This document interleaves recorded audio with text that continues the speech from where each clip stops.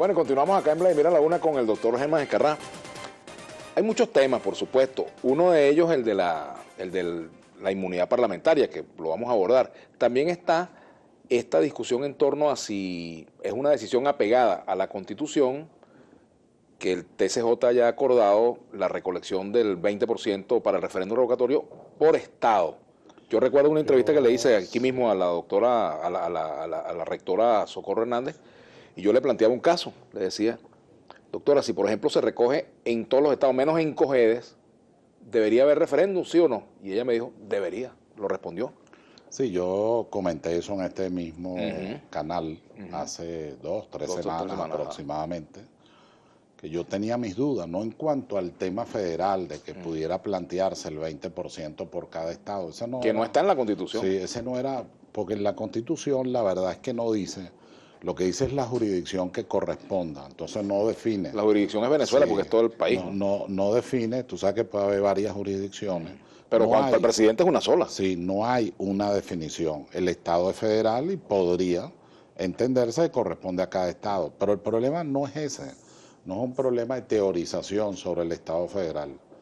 Es lo que acabas de decir, y lo he reiterado varias veces. Tú suponte que en la mayoría de los estados, o si tú quieres en todo, para ponerlo más extremo, en todos los estados se recoge el 20%, menos en Amazonas, o en Apure, o en Cojedes.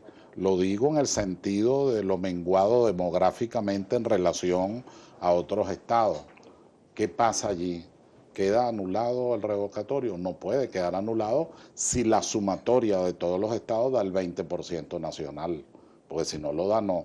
Pero si lo da, no podría un estado anular al resto de los estados. Entonces, ¿qué sentido tiene esa decisión desde el punto de vista práctico, en su opinión? Es decir, yo no la comparto, por supuesto respeto, tú lo sabes bien, a la Sala Constitucional, al Tribunal Supremo de Justicia, pero la verdad es que no la comparto. Entre otras razones, hablando de interpretación, en materia constitucional, cuando tú tienes dudas sobre una norma y la aplicabilidad de esa norma, tú estás obligado a aplicar el principio pro libertatis y democracia. Quiere decir, tienes entonces que decidir lo que más favorezca a la libertad y la democracia.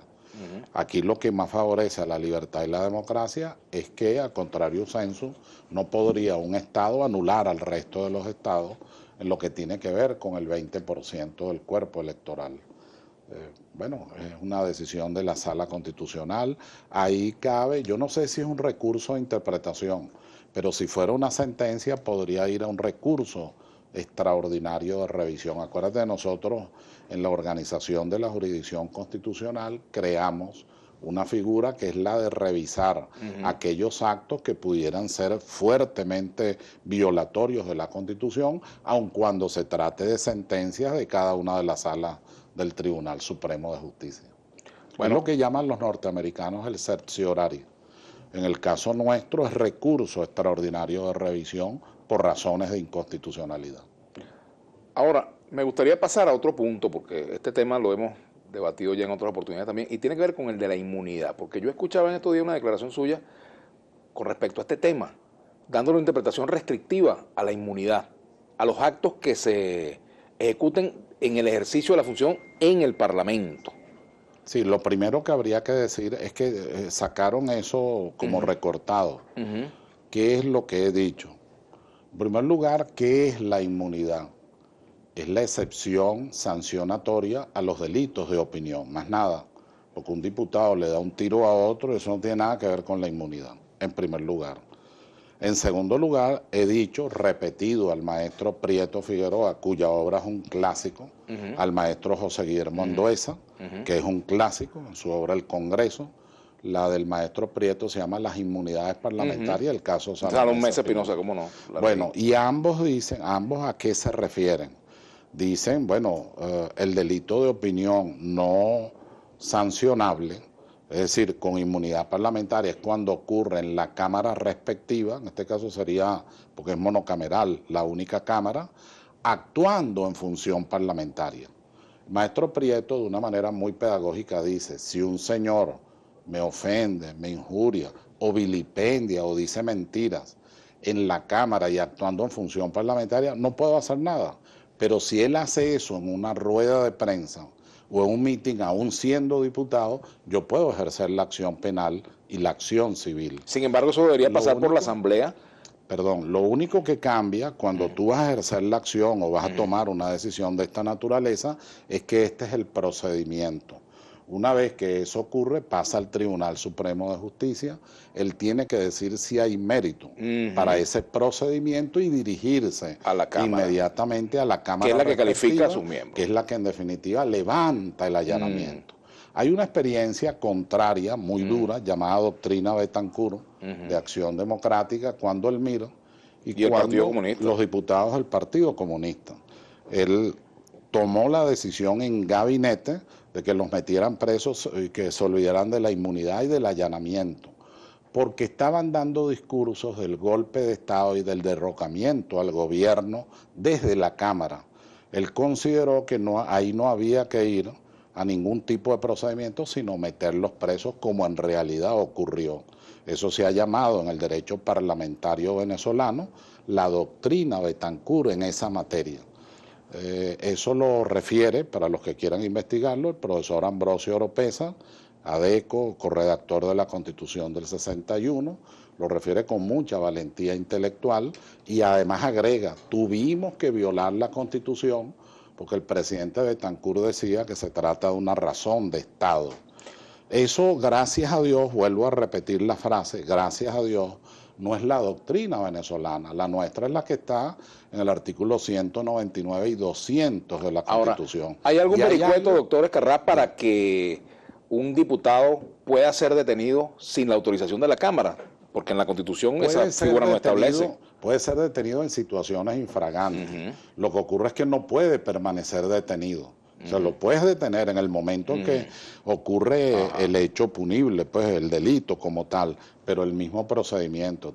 Lo resguardas en su hogar, tiene que ir al procedimiento y el TCJ tiene que dirigirse. Pasarlo a la Asamblea. O sea, ¿no hay manera de que se hagan detenciones de diputados? No, hay un debate constituyente donde participó Claudio Fermín, Ricardo Conbella, alguna otra gente, pero voy a citar a estos dos en particular.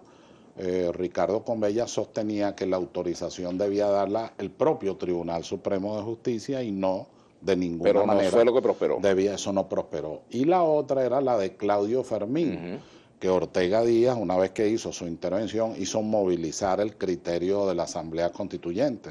Porque Claudio Fermín, tú sabes que fue un gran constituyente, un hombre serio, muy sereno. Yo le tengo mucho respeto y aprecio. Y Claudio Fermín en ese debate dijo, no se concibe una constitución para la igualdad, frase de él, para la igualdad, y que creemos este tipo de desigualdad y de privilegios a los parlamentarios. Debe eliminarse la inmunidad parlamentaria. Pero intervino Pedro Ortega Díaz, explicó lo que en su vida había significado la inmunidad parlamentaria y entonces votamos por mantener esa inmunidad. En ese debate participaron varios constituyentes, participó Tarek William Saab, participó, participamos varios. Yo quiero leerle algo que dijo un constituyente que usted y yo conocemos. Él dijo lo siguiente, ¿no?, sobre este tema. La inmunidad la ha utilizado un grupo para actuar impunemente, pero también tenemos suficientes ejemplos de uso de inmunidad para defender los derechos políticos, civiles y sociales de la población.